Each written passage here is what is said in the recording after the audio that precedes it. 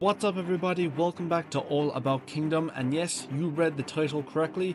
Kingdom chapter 839 has now confirmed that Raku Akan is in the early stages of becoming the next Man-U, and I don't know how I didn't see it before. It was there in front of me this whole time.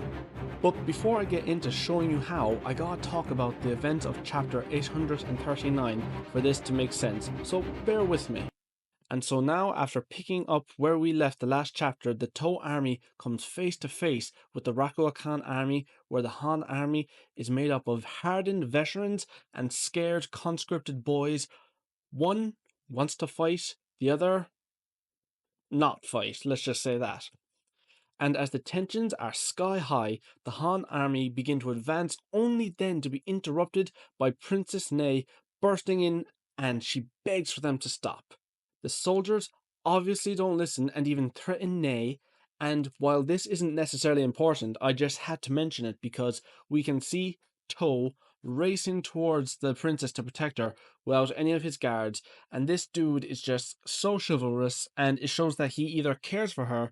Many of us are suspecting a bit of hope in a Tow marriage, get a bit of, six great generals, royal family, baby, because that'd be awesome. You can make a new manga just based off that. Or, knowing how Tow is with planning ahead, she may be crucial to his plan, but only time will tell. Anyway, back to the chapter. Raku Akan stops his soldiers from attacking, as does Tow, knowing he is in a situation where defeat is guaranteed while being surrounded on all fronts.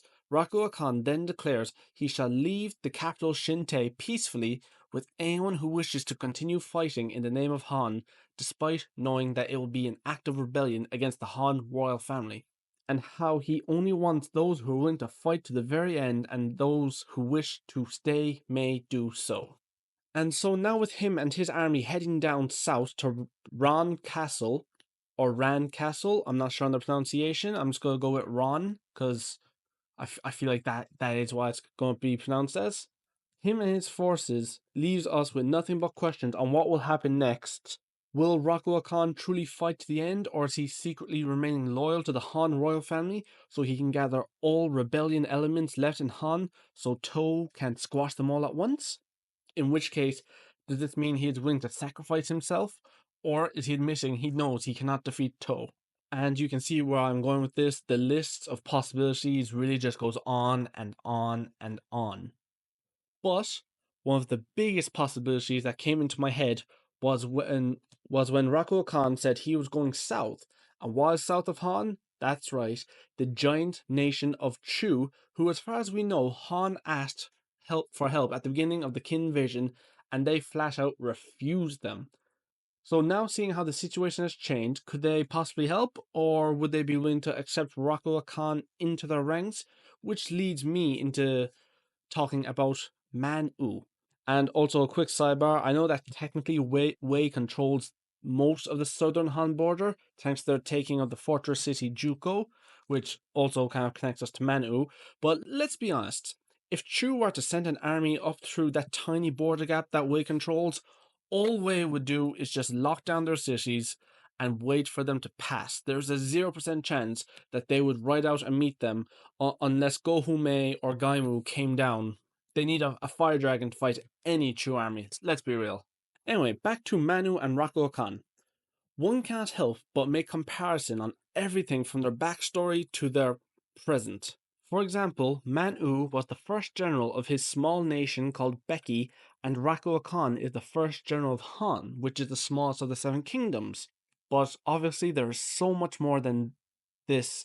Everything from the fact that Shinte and Beki surrendered the same way. They simply opened the gates so that the enemy army could just walk on in.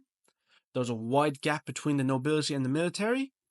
Beki nobility wanted to surrender and Manu wanted to keep fighting, not unlike Han, where the politicians took command and let their military power wither away, and therefore cutting Rakuakan at the knees and stopping his growth and ruining his chances of reaching his true potential, which supposedly could have been one of the best in all of China, maybe a great general of the heavens even.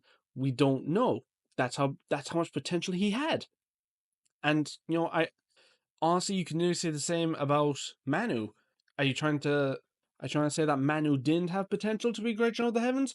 Because, Mobu, who claims to be, I don't know if he actually has claimed to be a great general of the heavens, but he's claimed to be the greatest general in all of China, which may as well be a great general of the heavens.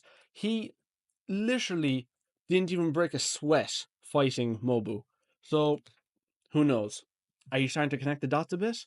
Now, in warfare, Manu was a general that was well known by all surrounding kingdoms, but after being placed in Juko after the fall of Becky, he, along with the other commanders, had seen little to no battle in a long time due to their fierce reputation. While Raku Akan had been stopped due to politics, he had also built up a staggering amount of successes and was wanted and feared by other kingdoms. Different, I know, but still very similar. Rakuakan is missing just one thing to complete his transformation into Manu, and that is the act of slaughtering his own people, which is what made Manu truly broken and dead on the inside. This is what turned him into what we now know him as today, as a man with no true purpose and nothing to lose.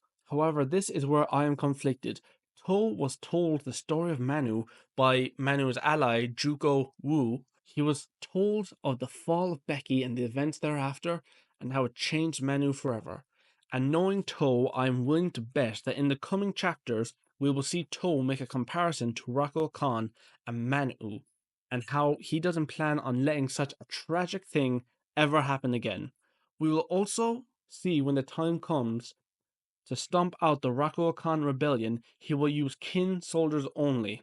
Of course, there are other obvious reasons why he will use only kin soldiers, but I don't feel like I should even say what they are because they are pretty obvious. As for what happens next, I can't wait to see. Will we see the birth of a new Manu? Is this a sacrifice play for the greater good? How will all the other nations react to the fall of Shinte? I'd really love to hear your guys' thoughts on them are. Or this actually just popped into my mind. If Chu do send support to Raku Khan, what if they sent Manu to help him because Manu is expendable to them? He is an incredible warrior, and they might even bond over it. Not to mention that since the fall of Juko, we have no idea where he's going.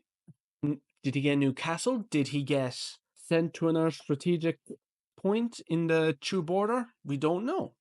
But if Chu did send support, and the support was the remnant of the Juko army, we could be getting another battle of To versus the likes of Manu and Sento Un, except instead of Mobu, we'd have Shin, and then depending on how Shin does against the Juko commanders, we can make realistic comparisons between Shin and the kin generals such as Mobu and Rokiomi. Now, that would actually be awesome. I can't hope they do that.